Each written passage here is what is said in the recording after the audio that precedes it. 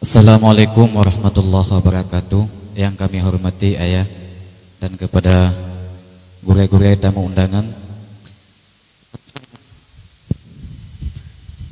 Langsung aja. Yang ingin luntanya mbak masalah zikir dan doa. Kebanyakan pendapat setelah sholat sunat tamu doa atau tamu zikir secara sir, kecuali terhadap imam apabila ingin mengajarkan hadirin ataupun makmum yang hadir. Jadi kejadian jih menawa bu tak kala lagi tanya tasir karena alasan jamaah likut tanya urang sot-sot. Jadi kengkai kap jadi alasan tanya. Jadi kenli tanah taklim, kenli tanah ajarkan. Tetapi ternyata itu bi pemahaman. Yo imum kasaban lagi awaknya nyo.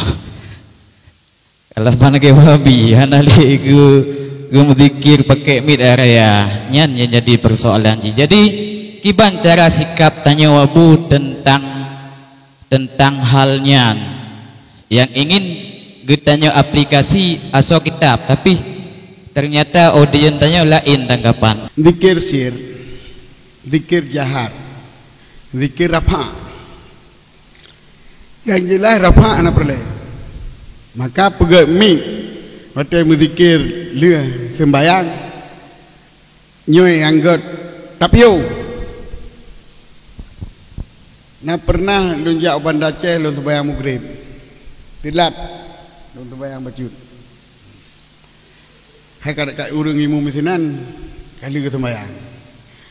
Saya dah dikebi, dia dikebi ke comik geputar, geputar zikir.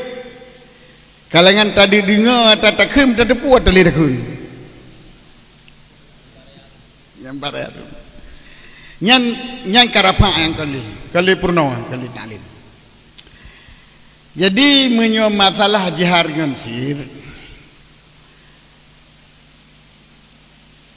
Kun Imam Syafi'i dalam kitab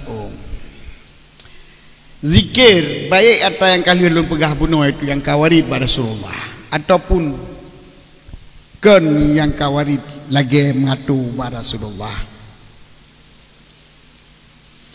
baik secara jihar baik secara sir adalah God nyo punca haba Imam Syafi'i dalam kitab pun kepetebian haba pun.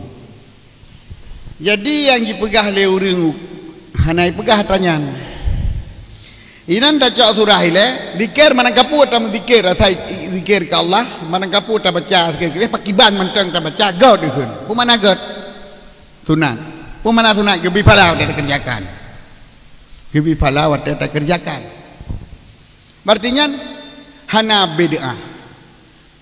beda. Assalamualaikum warahmatullahi wabarakatuh. Assalamualaikum warahmatullahi wabarakatuh. Alhamdulillah. Al-Fatihah. Baca Quran.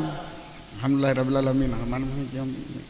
Kami wala dhalin amin rabbil alamin. Sallallahu alaihi wasallam.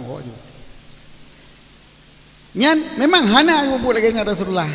Tapi nyan termasuk zikir yang jauh murid Imam Syafi'i. Berarti sunat. Jadi tak ke-9 mana kapu zikir mentang pakai ban takun mentang adalah hukum jitu. Oke merukun lon cinta zikirnya disir. Kecuali apabila imam mekesud gepuruno urang likut. Nyo peruno untuk jid peruno cid. Puruno untuk jitem puruno cid. Purno tem sabab menyo kita nyo lihat tasaliam tam zikir sir cukai haju bangan baru lirung koi kah nyurun jauh lau padup nasi mego kelinyo nyurun jauh belang hai tem duku tapi menyokat tak pimpin kai tem jadi pimpin untuk item saban lagi pimpin untuk purno empat surah